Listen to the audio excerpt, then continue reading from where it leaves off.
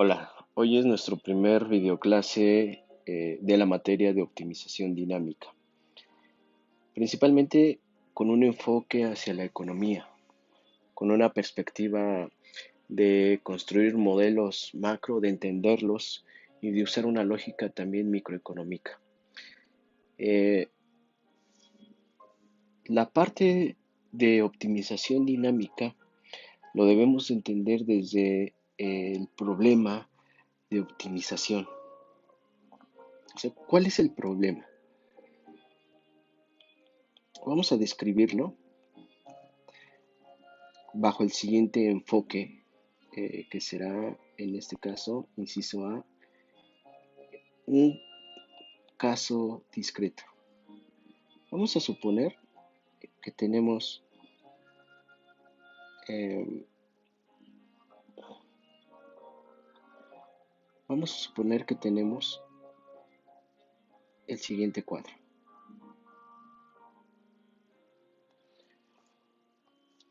Vamos a suponer que tenemos aquí varios elementos.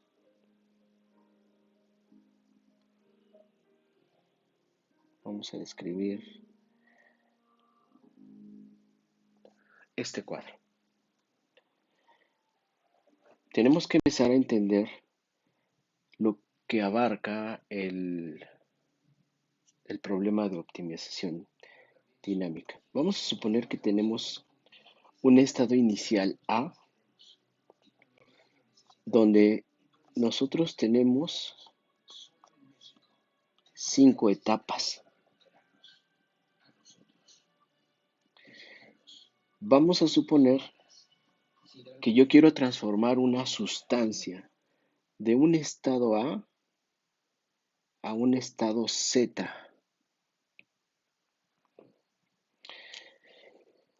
En cada etapa hay estados intermedios, que puede ser, por ejemplo, el B, el C, que puede ser el A, B, C, D, E y F. Y vamos a suponer que hay distintas formas de llegar a los estados.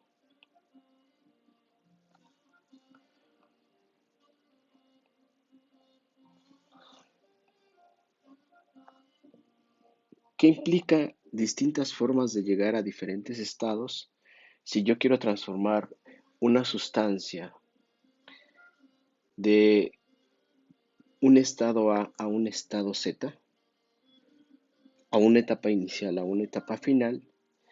Yo estaría relacionando esas etapas intermedias en función del costo. Vamos a suponer que pasar del estado A al estado B tendrá un costo monetario de 4, acá será de 7, acá será de 5, acá será de 2 y acá será de 6. Vamos a suponer que aquí tenemos otros dos estados, que va a ser el estado G y el estado H. En el estado G vamos de aquí a acá, también se puede ir hacia acá,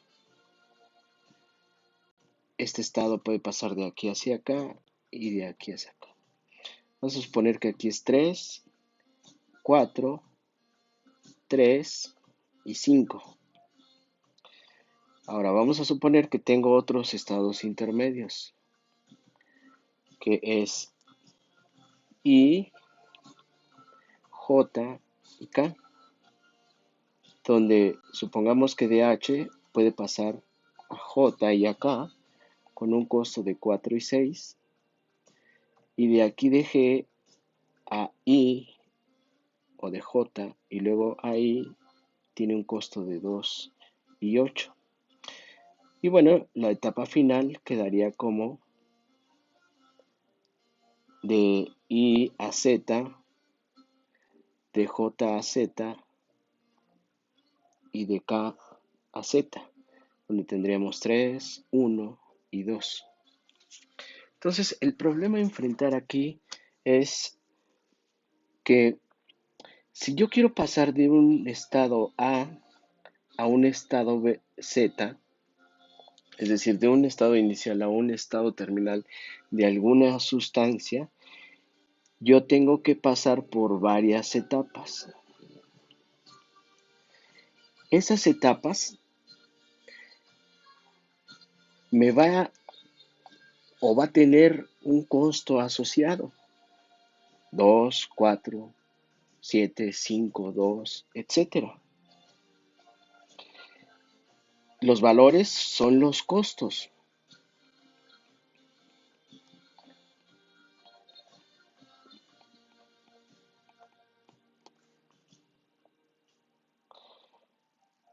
Y lo que tenemos aquí son las etapas. Etapas.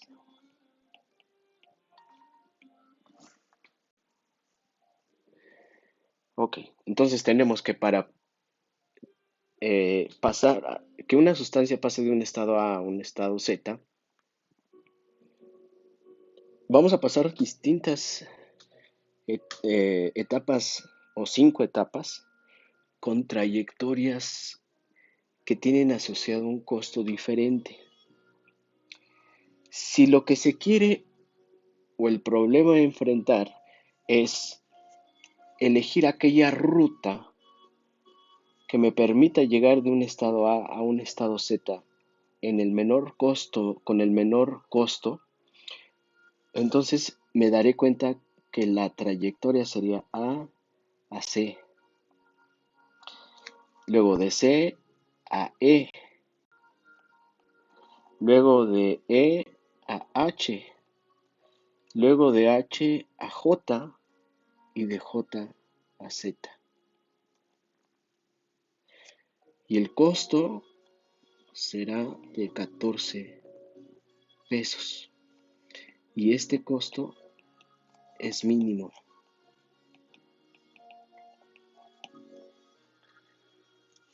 Ok, ahora, vean que son 5 etapas pequeñas, eh, se pueden contabilizar esas etapas. Ahora vamos a suponer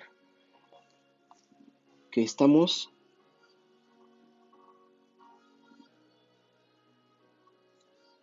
que lo vemos desde un enfoque continuo. Vamos a suponer que de igual forma tengo el estado A y el estado Z. Yo puedo observar que puedo tener diferentes trayectorias.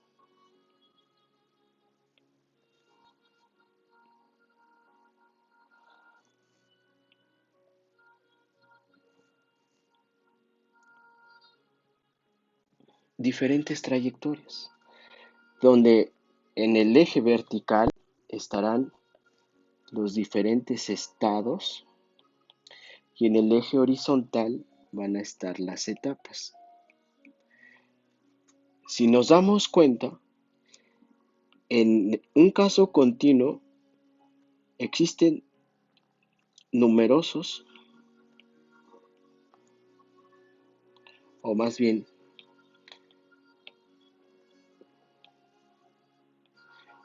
un número infinito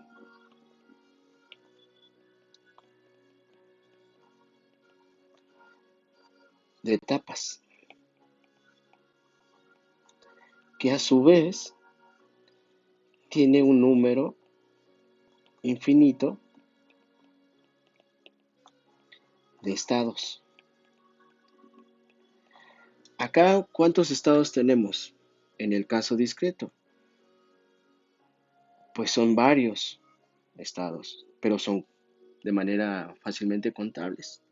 Acá no, en un caso continuo son trayectorias continuas, por lo tanto hay un número infinito de etapas y un número infinito de estados. Si yo estoy pensando en la misma lógica que el caso discreto, este es el caso continuo, yo me estaré dando cuenta que el costo depende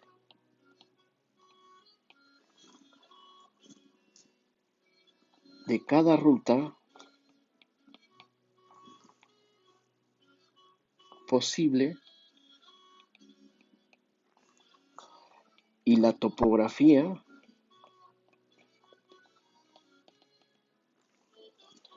sobre cada ruta.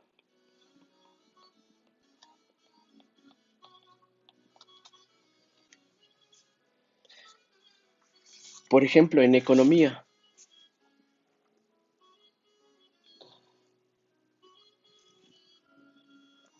si yo tengo un stock de capital,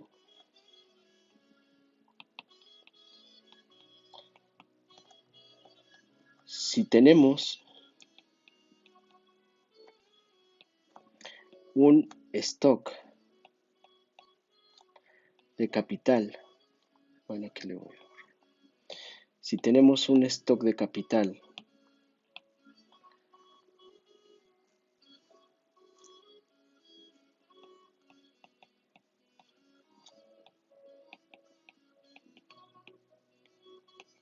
si tenemos un stock de capital igual a A en el periodo inicial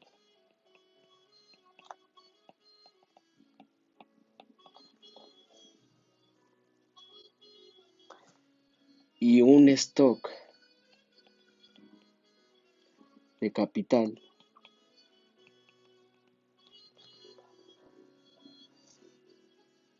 igual a Z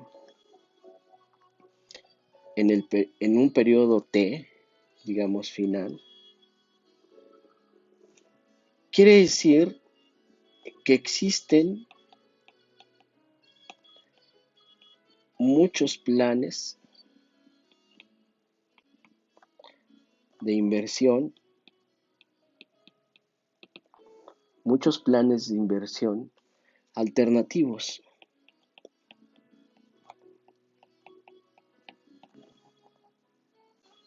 en el intervalo 0, T. Es decir, yo quisiera en un periodo de 0 a T pasar de un estado inicial en mi stock de capital a un estado final, que muy probablemente yo me lo quiera terminar o no lo queramos terminar al final de un periodo. Pasar de un stock de capital a otro, en ese trayecto, tiene que ver con diferentes planes de inversión. En consecuencia, el problema aquí a enfrentar, el problema a enfrentar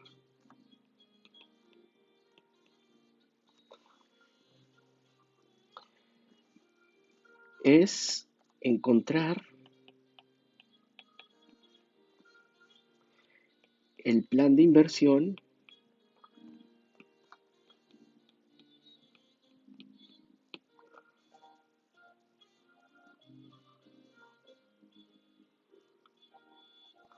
y por tanto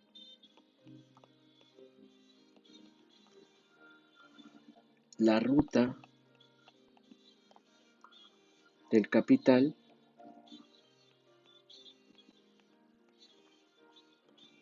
que produzca o genere el máximo beneficio potencial.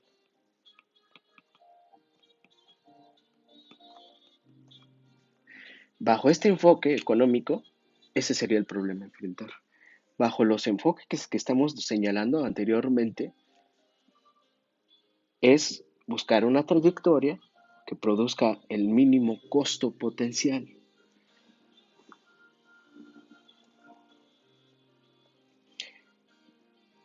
En ese sentido, cualquier problema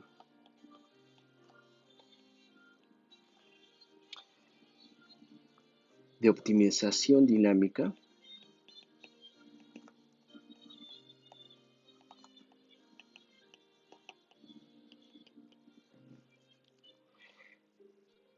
contiene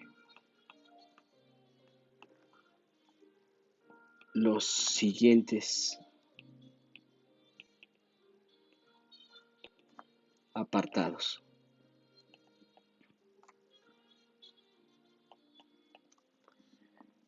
Inciso 1. Es necesario que tengamos un punto inicial y terminal.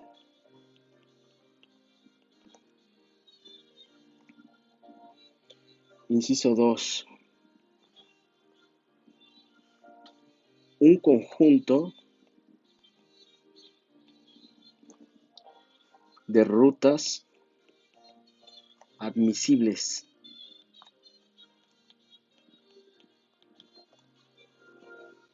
desde 0 a t, pues desde un origen a un punto final. 3. Conjunto de valores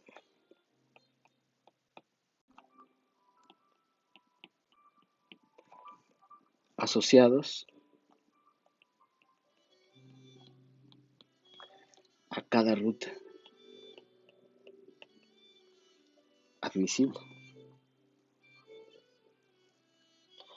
que sirven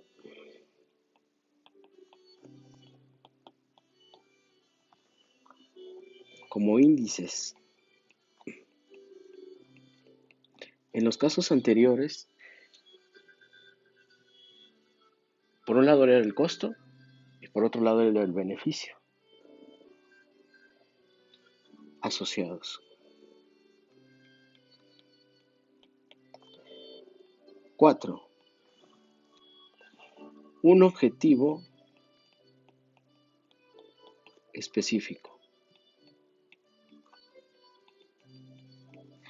Digamos que todo problema de optimización dinámica debe de contener estos 4 aspectos o apartados.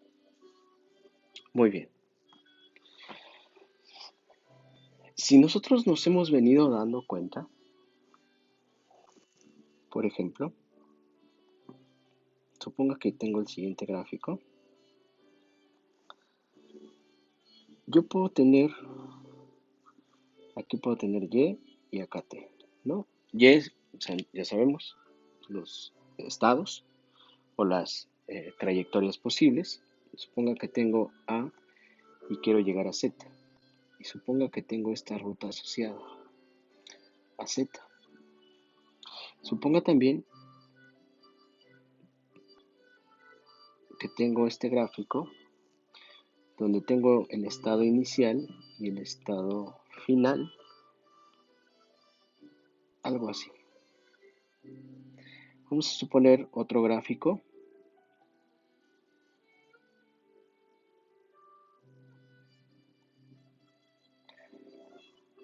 donde igual está de A a Z y este lo tenemos así. Vamos a suponer, voy a poner una línea de aquí a acá, o más bien una línea roja que va desde acá, perdón, tiene que ser roja.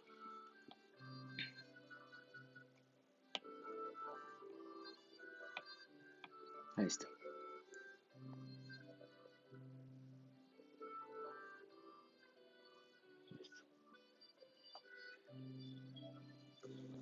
Y vamos a suponer que aquí yo tengo un valor final. Acá otro. Bueno, valor 1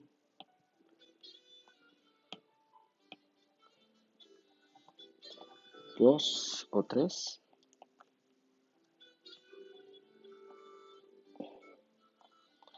y 2. Suponga usted que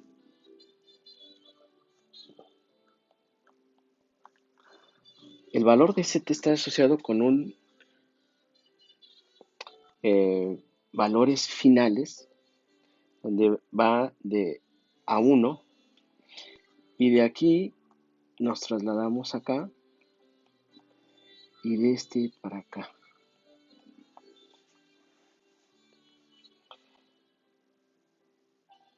Es decir, los valores que aquí yo tengo,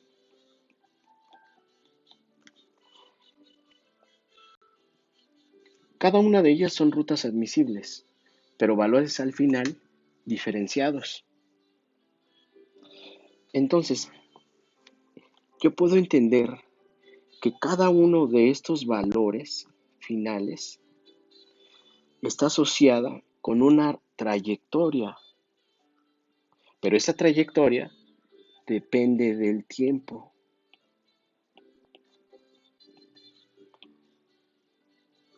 Dependen del tiempo.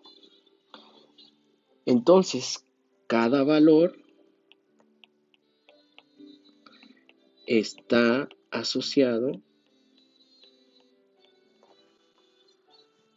a cada ruta admisible.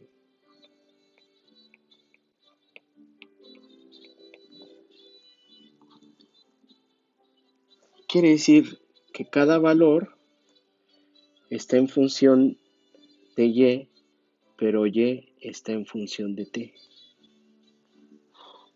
Démonos cuenta que esta no es una función de funciones, sino es un valor final.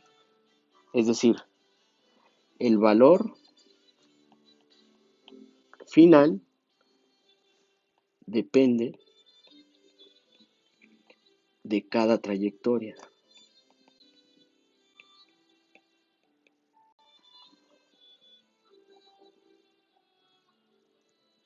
El valor es una función de la trayectoria.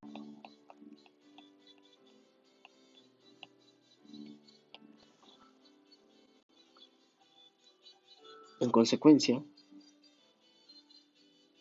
puedo decir o voy a decir que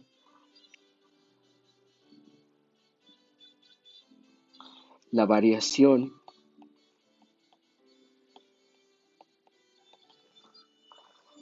de la ruta de Y contra cambios en T dan como resultado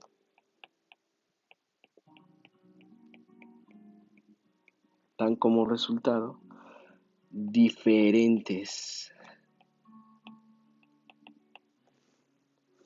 valores asociados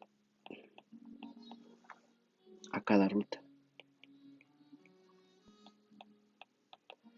Entonces, a esto se le conoce como funcional.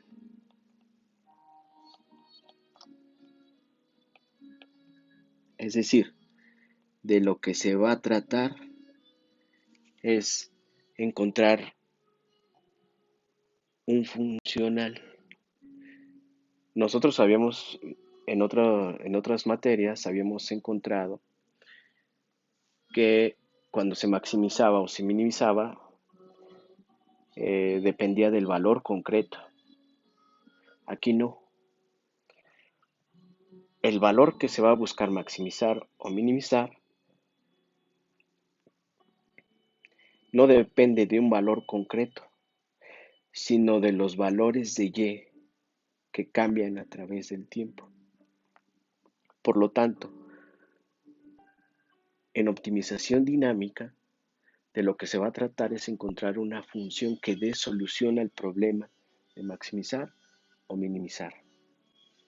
a lo largo de todo el tiempo. Esto es un funcional. Ok. Se va complicando un poco más. Hay diferentes problemas de optimización dinámica. Diferentes problemas.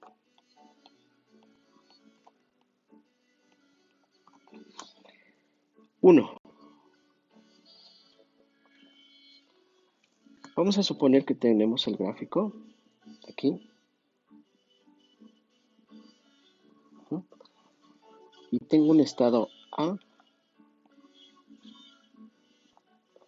pero tengo diferentes estados terminales.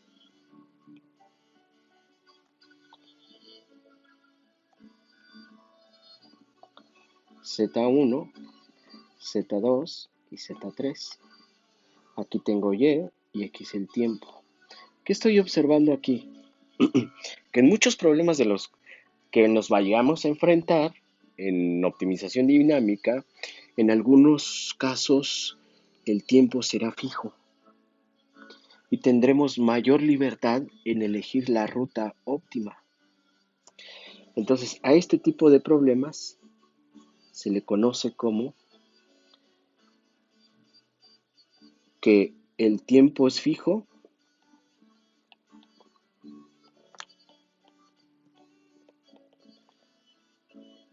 y la ruta admisible varía.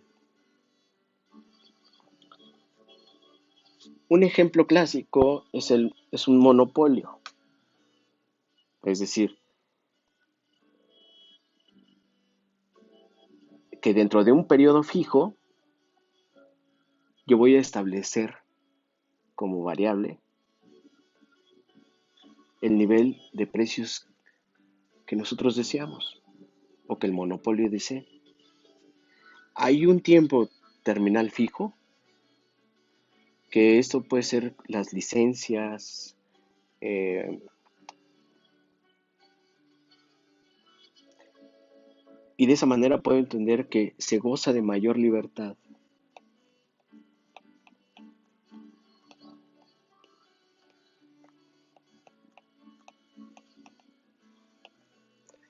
Muy bien. Ahora, puede haber otro caso. Vamos a suponer que estoy aquí, pero que tengo... Esto lo voy a borrar porque se ve feo. Voy a volver a hacer.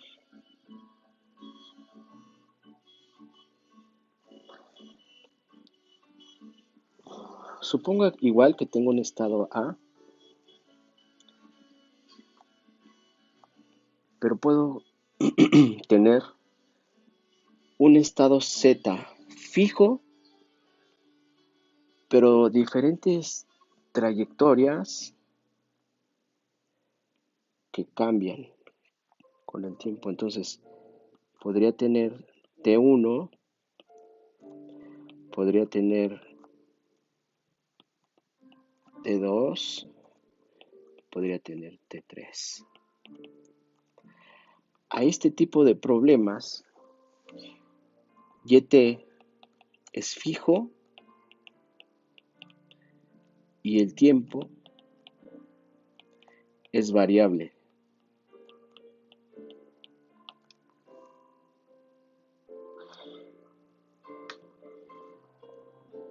Es decir, que el tiempo puedo decir que puede ser discrecional. Si yo quiero entregar eh, si yo tengo que entregar cierta calidad de la producción de zapatos, por ejemplo, si yo ya tengo un estándar, lo que quiere decir aquí es que yo pudiera elegir libremente la trayectoria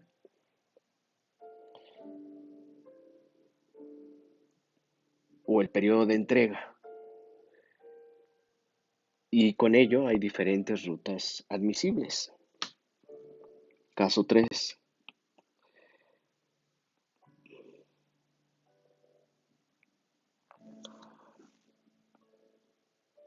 Suponga que yo igual tengo el mismo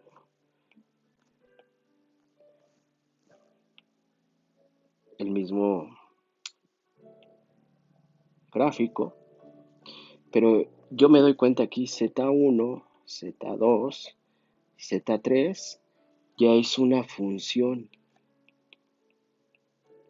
¿De quién? Del tiempo.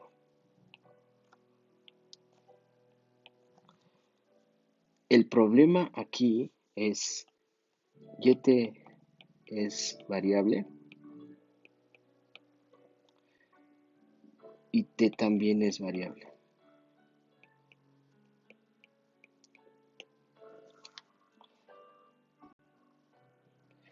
Es decir, tengo Y en 0, un estado inicial A, y a lo largo del tiempo o al final tendré que Y en T es igual a Z.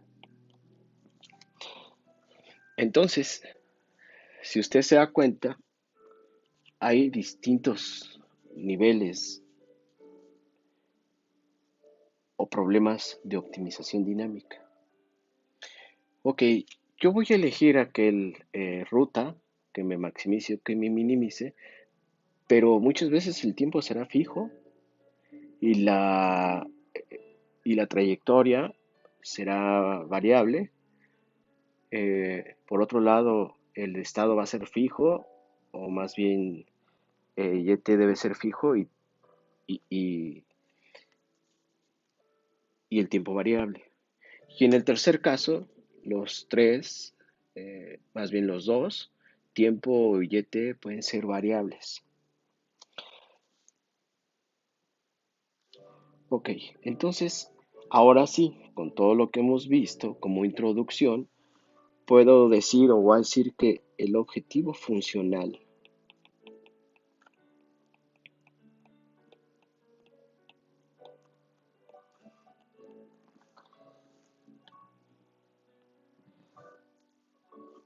trata de lo siguiente. Una ruta óptima es aquella que maximiza o minimiza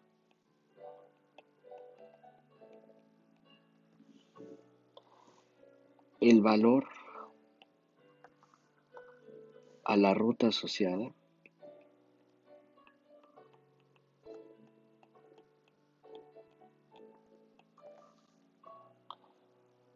el valor total, entonces,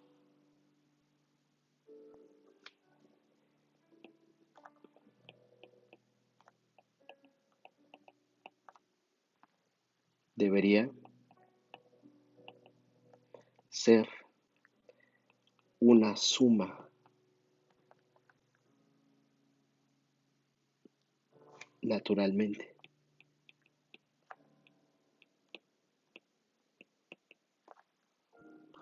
Y para ello se necesitan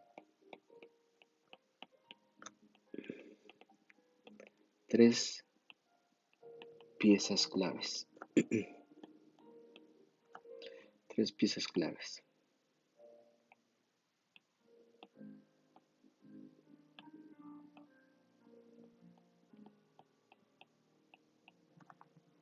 Una,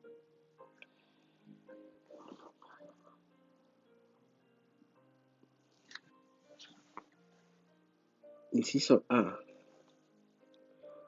una etapa inicial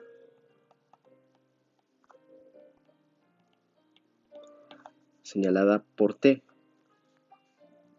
B, un estado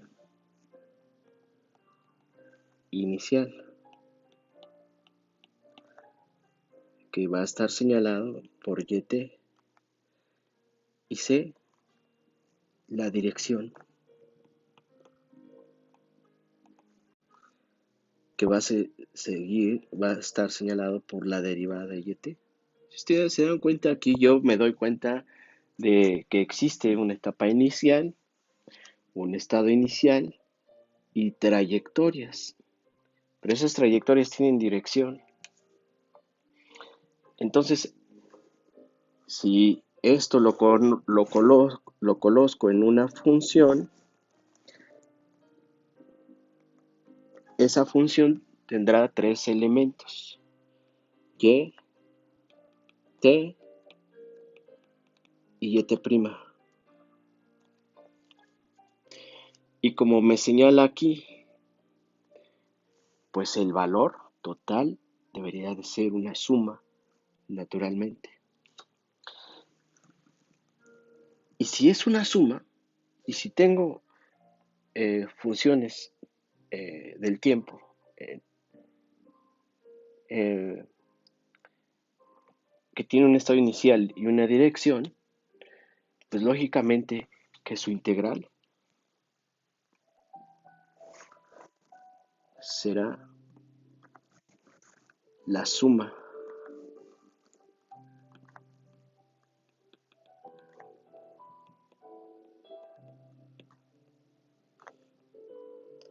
con quién voy a, respecto a quién voy a integrar, pues respecto a t. Y este va a ser, ven, y. Es decir, el valor total va a ser igual a la integral con estos tres componentes o tres piezas claves. Una etapa inicial que viene dado por t, un estado inicial que es yt y la dirección.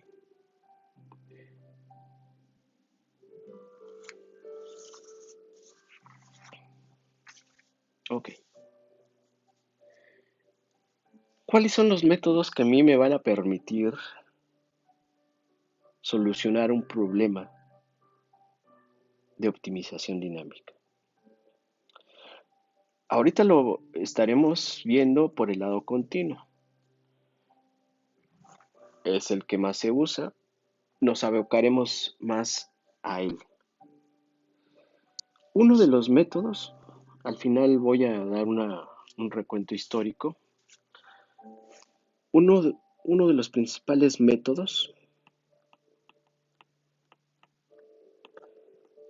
es el cálculo de variaciones.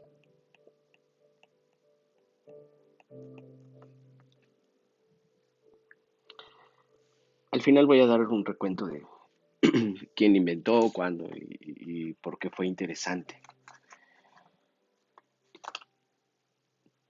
El cálculo de variaciones, ya con todo lo anterior, ¿a qué se enfrenta? ¿A qué se debe de enfrentar o cómo plantear el problema a solucionar por medio de la optimización dinámica?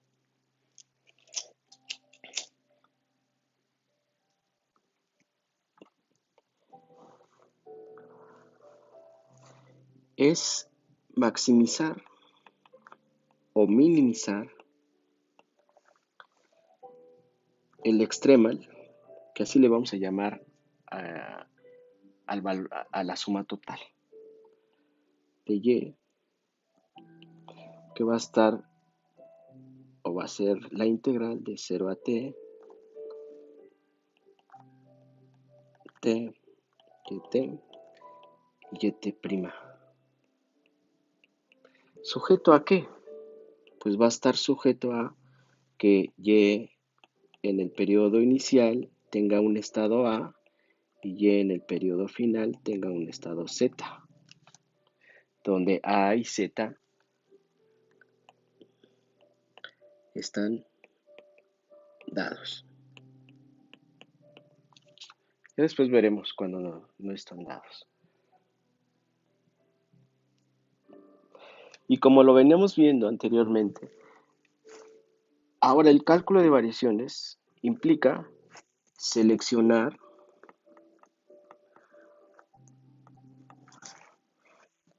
un conjunto de rutas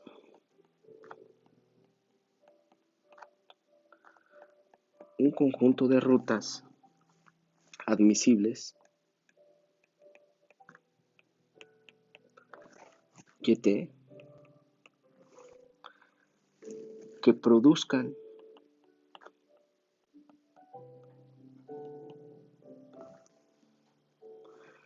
un valor extremo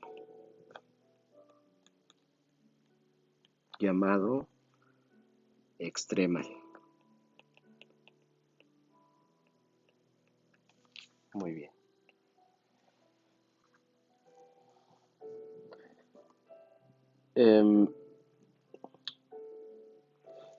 Supongamos que para entender esto, yo quiero saber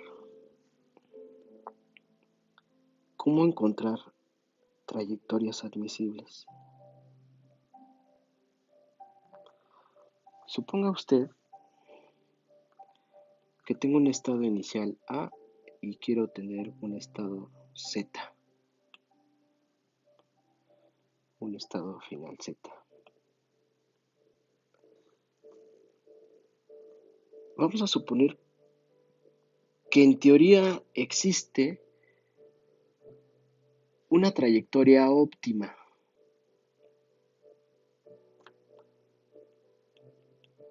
Le voy a poner un asterisco.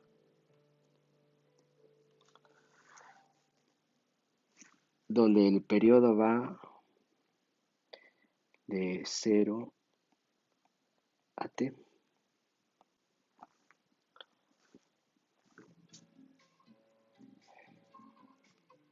Si en teoría existe, si en optimización dinámica, en teoría existe una trayectoria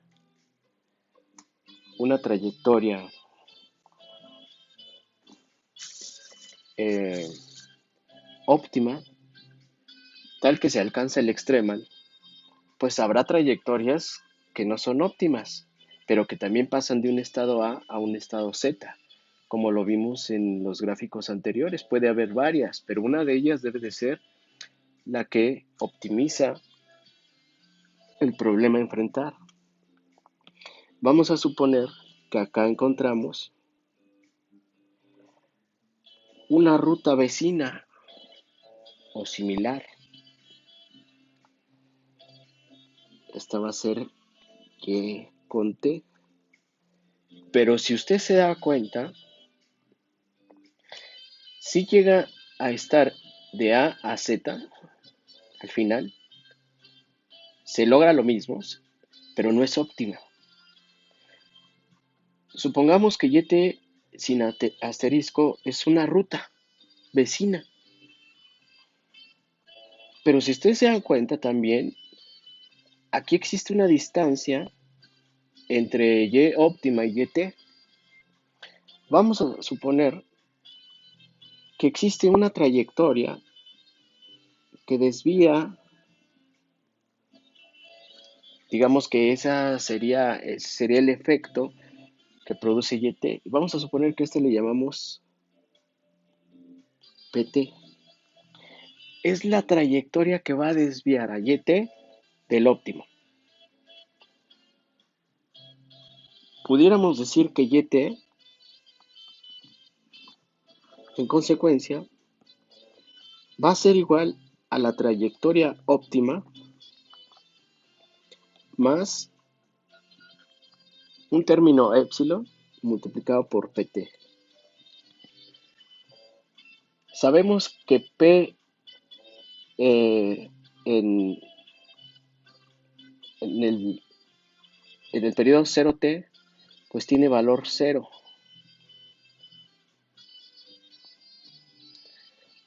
Entonces, toda ruta admisible puede comportarse de esta forma. Toda.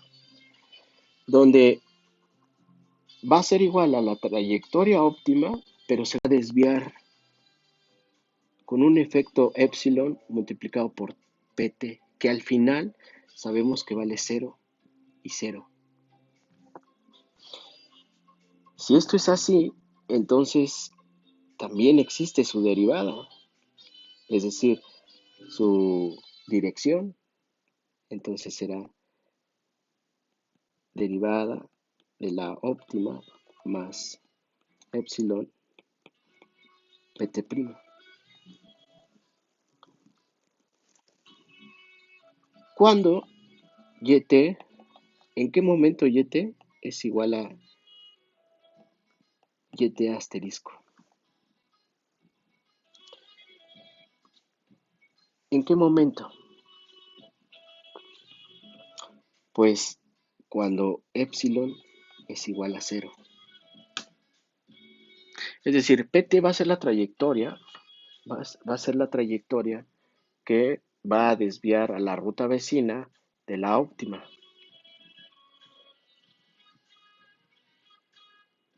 Pero la ruta vecina será igual a la ruta óptima si epsilon es igual a 0. Entonces, al alcanzar el extremal, vemos que ya anteriormente el extremal ya no dependerá de y,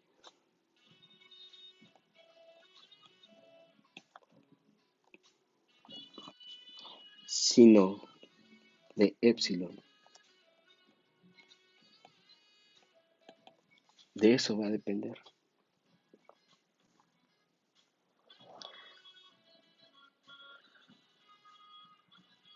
Entonces, habrá una condición necesaria.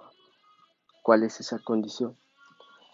Que si nosotros derivamos el extremal respecto a epsilon,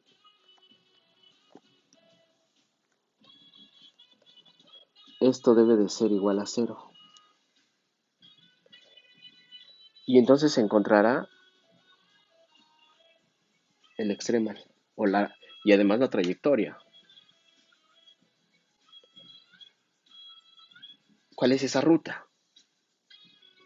Donde el óptimo, o más bien la ruta vecina, es igual a la óptima.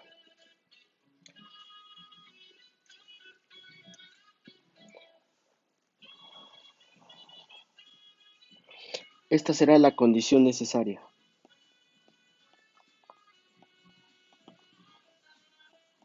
En un primer momento. Ok. Antes de pasar a describir el problema del cálculo de variaciones, es necesario que entendamos algunos aspectos del cálculo integral.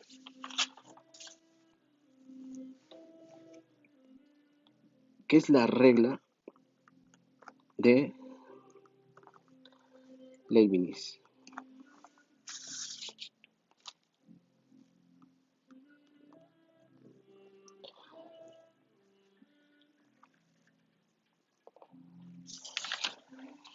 Dice, regla de Leibniz.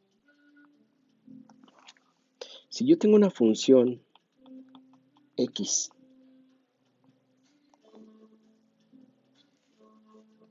o f mayúscula x de una integral definida,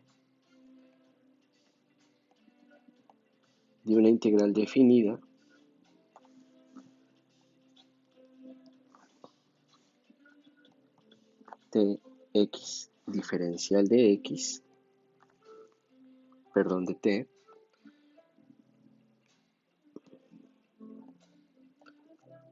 digamos que esta es la regla básica del cálculo, ¿no?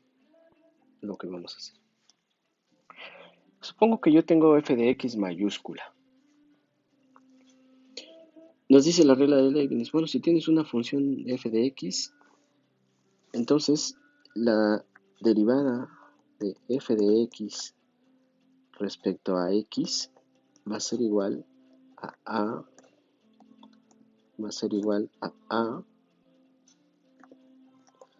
b, la derivada ¿sí? De la función que está dentro de x, diferencial de t. Dice Leibniz que eso se puede hacer y es una regla. Es una regla básica del cálculo que muchos ya debemos de saber. También nos dice Leibniz, si tenemos que j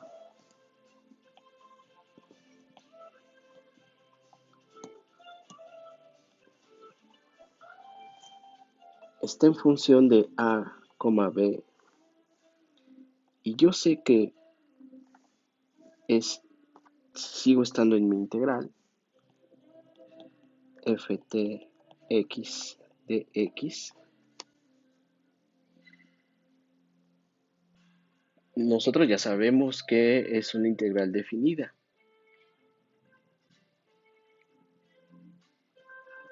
Aquí me equivoqué. Es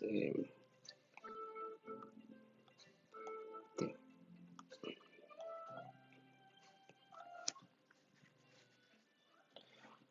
Ya sabemos que es ahí, ¿no? Lo puedo expresar como f a, perdón, es el valor, es b x menos f a x. Esto es igual. Si dijéramos derivada de j respecto a b, luego acá abajo, esto es j a, b, es igual. Si ahora por su parte dijera, ¿cuál es la derivada de j respecto a b?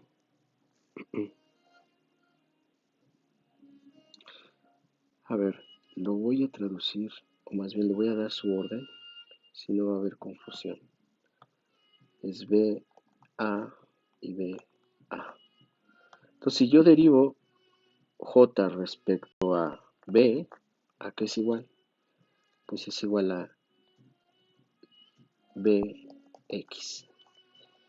Y si dijéramos la derivada de j respecto a a, pues es menos f a, x.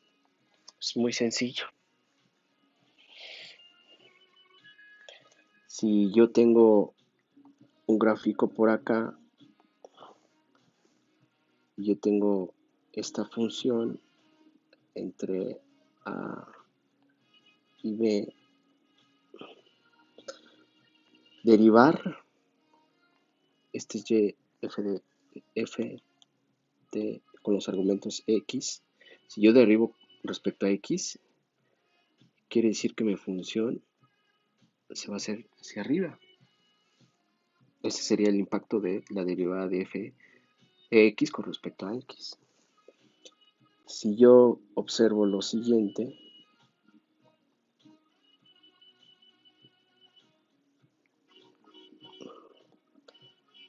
si yo tengo el mismo gráfico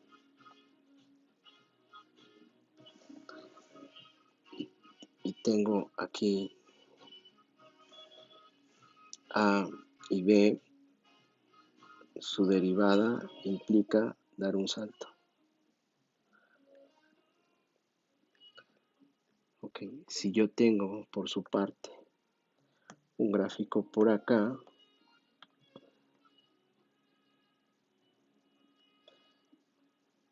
entonces tendré a y b. Entonces yo entenderé que esta es la derivada de j respecto a b. Si yo entiendo eso, si lo entendemos claramente, también puedo resolver. Si tengo y de x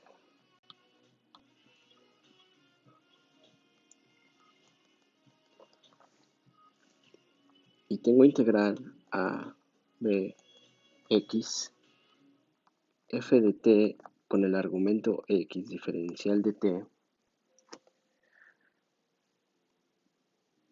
pues claramente yo puedo utilizar los resultados anteriores, los principios básicos o la regla de Leibniz a una derivada como la que tengo ahí,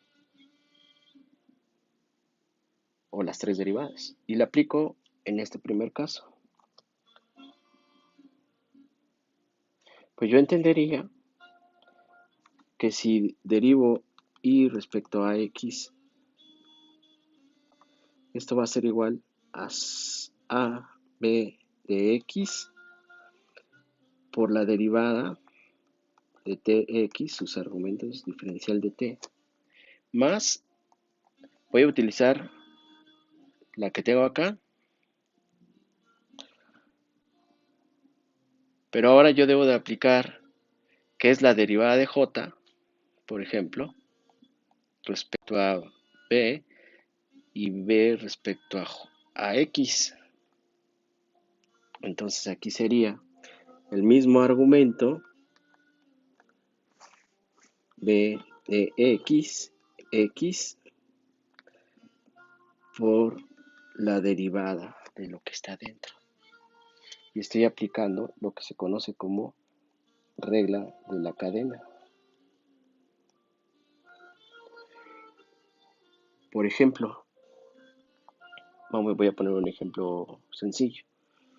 Sea ix igual a 0, 2x, 3x cuadrada, t cuadrada, diferencial de t. Ok.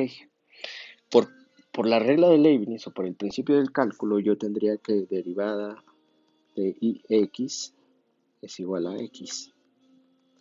Y me dice la regla de Leibniz, bueno, va a ser, sigues teniendo la integral, pero ahora vas a derivar la función respecto a x. Y es igual a 6x, t cuadrada diferencial de t, más, dice, la misma función, que es 3x, pero evaluando con el componente t en bx por la derivada de bx, es decir, 3x cuadrada por 2x cuadrada y la derivada de 2x es 2. Y esa será la derivada total por principio de Leibniz. Entonces tendré aquí que si integro esta parte, aquí se aplica la regla de la cadena, tendré que es x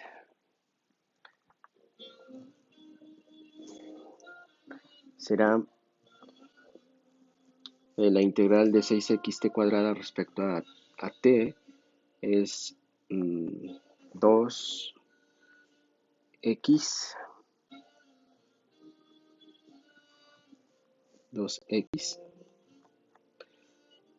t cúbica, ¿sí? Que va de 0 a 2x más, pues ya sabemos más o menos que aquí es 2 al cuadrado, 4 por 2, 8 por 3, 24, 24x cuarta.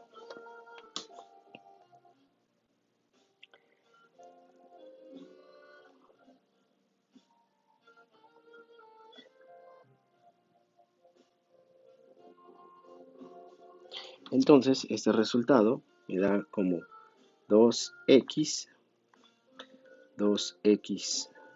al cubo. Si sustituyo 0, pues se hace 0. Tendría 24x a la cuarta. Si esto lo aplico,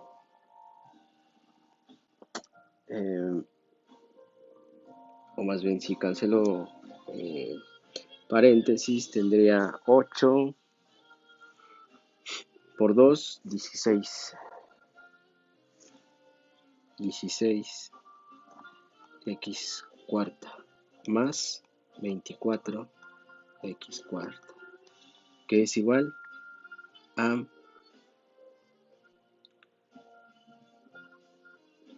40 x cuarta. Y esto será la derivada de ix respecto a x. Esto es igual a esto.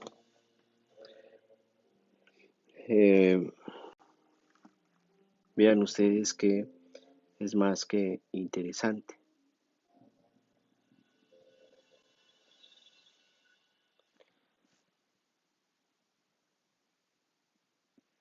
Podemos ver otro problema. Sea ix de 0, 2x, 3t cuadrada diferencial de x. Vean ustedes que aquí la función no está en términos de x. Entonces, no puedo derivar. Si la puedo integrar, sí. Pero la derivada de la función respecto a x no va a ser, aquí no existe x como para derivarla. ¿Qué tengo que hacer? Pues aplicar lo que tengo aquí, este término. ¿Cuál es ese término? Pues quiere decir que va a ser igual a d sobre dx. Bueno, esto es todo. La integral de 0 a 2x, 3t cuadrada diferencial de t por la derivada de 2x sobre de x. Entonces lo que me está diciendo aquí, bueno, si no existe la derivada, si no existe la derivada con respecto a x, solamente sustituye el valor de 2x en t y será igual a 3, 2x al cuadrado por la derivada de 2x respecto a x es igual a 2. Y yo tendría 3 por 2, 6 por 4, 24x cuadrada. Me regreso acá. Vamos a integrarla. Es t cúbica, ¿cierto? Que va de 0 a 2x. Esto es igual a 2x al cubo y esto es igual a 8x cúbica. Es la integral. Si derivo la integral que yo estoy haciendo respecto a x, pues es igual a 24x cuadrada.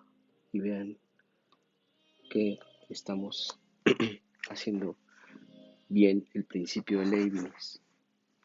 Bueno, ustedes dirán, ¿para qué me sirve eso? Para lo siguiente, porque de lo que se trata es ahora que el extremal ya está en términos del funcional, de epsilon. Y el problema a enfrentar es, anteriormente teníamos t, y de t y y' de t, su derivada respecto a t. Si yo, o habíamos hablado de que este era y este era y', lo sustituyo dentro, de tal suerte que me va a quedar como epsilon de 0 a t, f, t, y optimal, t, más epsilon de pt, coma, y' más epsilon de t, de p', diferencial de t. Y lo que vamos a aplicar es el principio o la regla de Leibniz,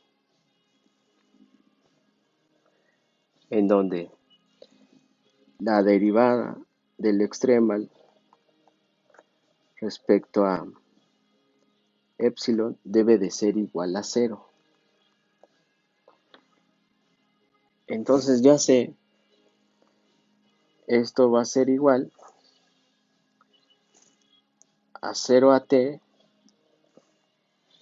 por la derivada de la función respecto a epsilon, diferencial de t. Pero esto va a ser igual a la integral de la derivada parcial de la función respecto a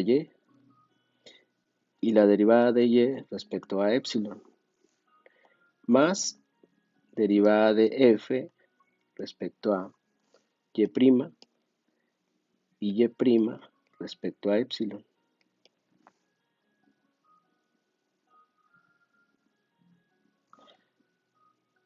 Diferencial de t. Si lo expresamos en una manera más elegante, tendríamos de 0 a t es igual a la derivada de y, la función respecto a y la derivada de y respecto a epsilon, pues es igual a pt.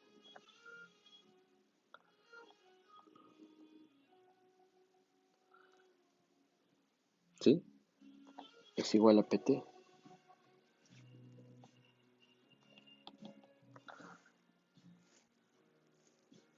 Diferencial de t. Bueno, todavía no lo termino. Más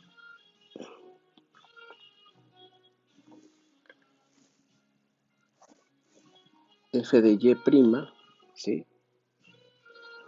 Por pt', diferencial de t. Y esto sigue siendo igual a 0. Ok. Si nosotros separamos, pues esto es igual a de 0 a t fy por pt diferencial de t más 0 a t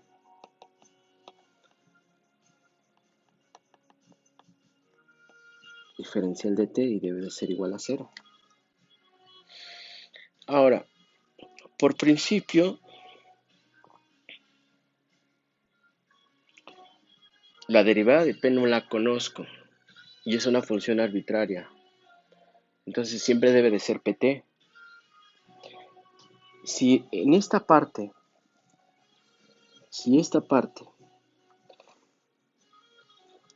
yo vuelvo a integrar para conocer a pt, entonces tendría que de 0 a t f de y' por p' de t, esto va a ser igual, ya lo sabemos por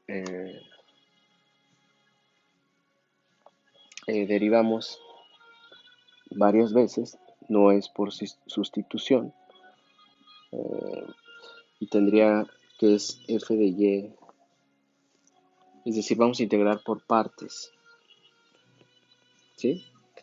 Ya sabemos cuánto vale esto. Ahora, ¿pero qué valores? Va de 0 a t, pero cuando pt va de 0 a t, esto tiende a 0, menos, ahora sí, la integral de pt por la derivada de f de y' respecto a t. Estamos sustituyendo por partes. Entonces, ya encontré a pt. Eso es básico, ¿no? Sustituyo 0 a t de f de y por pt diferencial de t menos pt por f de y' diferencial de t por diferencial de t. Y esto es igual a 0t. Hay un término común que es pt, que va a multiplicar a f de y menos diferencial de f de y' respecto a t. Y esto sigue siendo igual a 0. Dado que pt entra en el problema en forma arbitraria, no puede ser cero.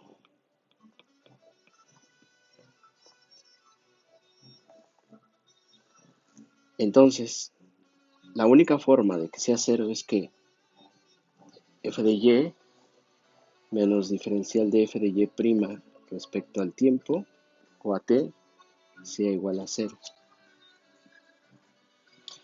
Quiere decir que f de y debe de ser igual a f de y' sobre diferencial de t.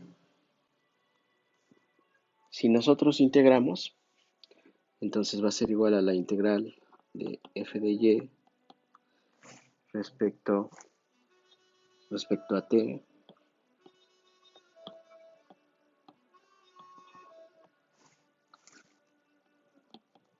va a ser igual a f de y'. A esto se le conoce como ecuación de Euler. Es muy sencillo este desarrollo. No nos estamos metiendo a cosas más profundas y más abstractas. Nos estamos metiendo de manera sencilla. Ahora, dado que f, como lo tenemos acá arriba, dado que f es una función de tres argumentos,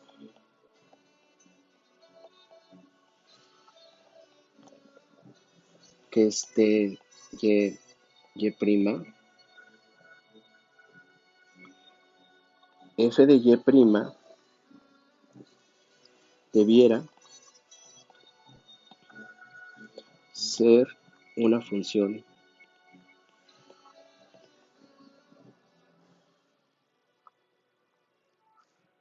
también de los mismos argumentos.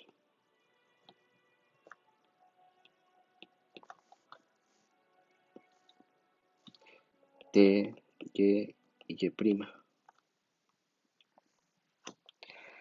Entonces, f de y prima respecto a t, pues prácticamente yo sé aquí que van a ser varias como si fueran parciales. F de y respecto a t con el primer argumento, más f de y, ¿sí? F de y prima respecto a y. Pero y es una función del tiempo. Entonces metemos su derivada. Más f de y prima, pero y prima también es una función del tiempo. Sería su segunda derivada. Entonces, si sustituyo acá, yo tendría que f de y o fy, o la derivada de la función respecto a y, va a ser igual a la derivada parcial de y prima respecto a t menos la derivada parcial de y prima respecto a y por y prima t menos la derivada parcial de y prima respecto a y prima multiplicada por dos veces la derivada de y va a ser igual a cero. Y esto se le conoce como ecuación de Euler.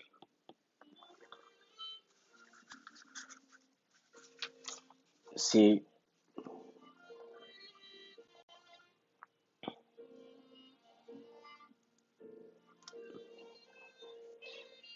antes de eso, la parte histórica nos dice que más o menos allá por 1696, Johann Bernoulli planteó el problema de la curva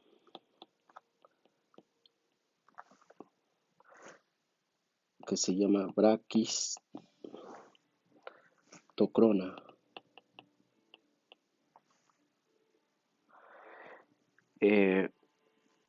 Les voy a encargar ahí que lo revisen, que es el problema de la brachistocrona. Llamó la atención de Jacob Bernoulli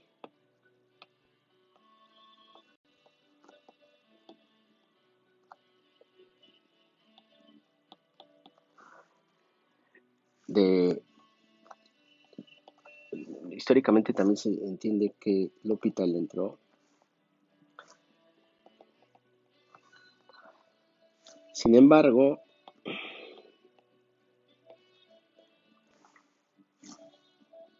Leonard Euler fue el primero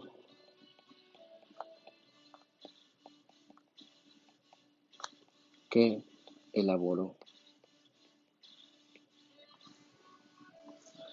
la teoría del cálculo de variaciones. Genial el tipo, ¿no?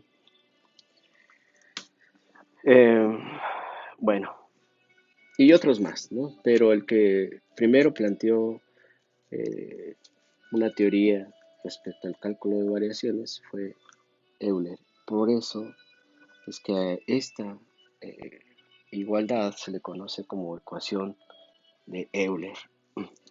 Vamos a ver un ejemplo. Sea BY igual a 0 a 2, 12TY más Y'2 diferencial de t, donde Y en 0 vale 0 y Y en el periodo final vale 8. ¿Sí? Lo primero que tengo que entender que este es F. Entonces, lo que me dice aquí, voy a encontrar cada uno de los términos que me aparecen ahí. F de Y, ¿quién es? Pues es la derivada de F respecto a Y. Y nos damos cuenta que es 12t. ¿Qué más tengo que encontrar? F de Y', la derivada parcial de F con respecto a Y'. Y es igual a 2Y'. Y luego me dice, tengo que encontrar F de Y' respecto a Y, pero no está, porque este es Y' y no está Y. Entonces, este es 0, es decir, F de Y' con respecto a Y es 0. Y también F de Y' respecto a T es 0. Pero sí encuentro que F de Y' respecto a Y' es igual a 2. Entonces yo sé que F de Y'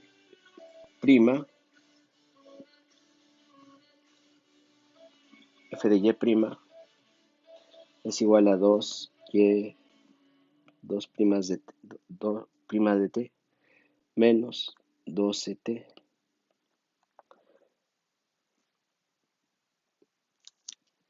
Y va a ser igual a 0. Entonces Y' de T es igual a 6T.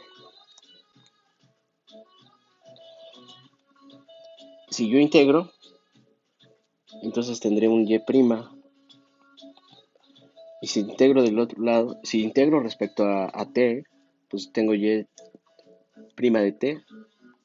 Y aquí sería 3T cuadrada más una constante. Si yo vuelvo a integrar respecto a Y, yo tendría Y' es igual a T cúbica más C1 de t más C2.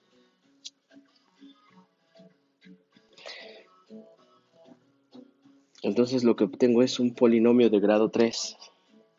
La trayectoria que maximiza el problema, el- la trayectoria que maximiza el problema es este. Ah, pero yo no tengo que encontrar C1 y C2, que son las constantes de integración.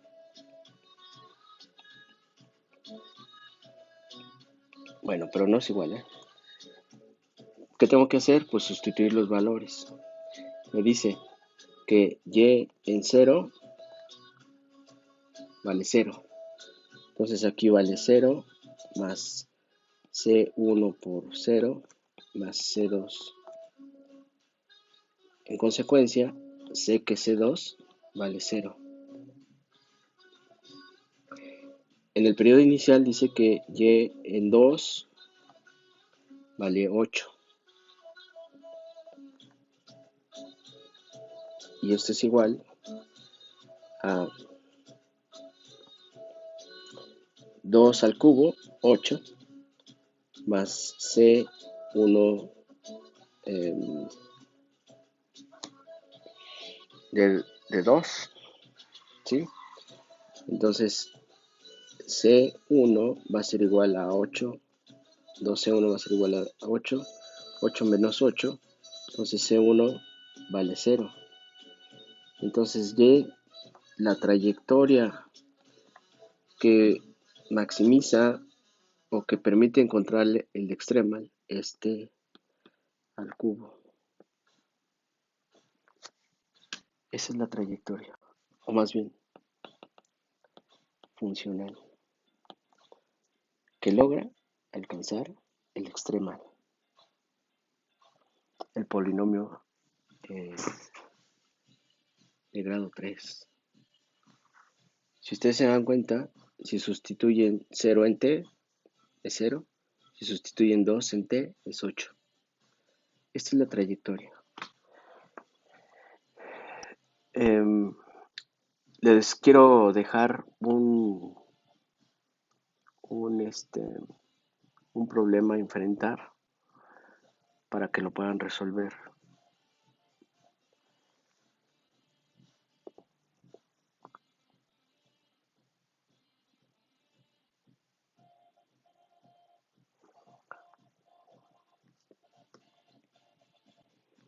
Sea f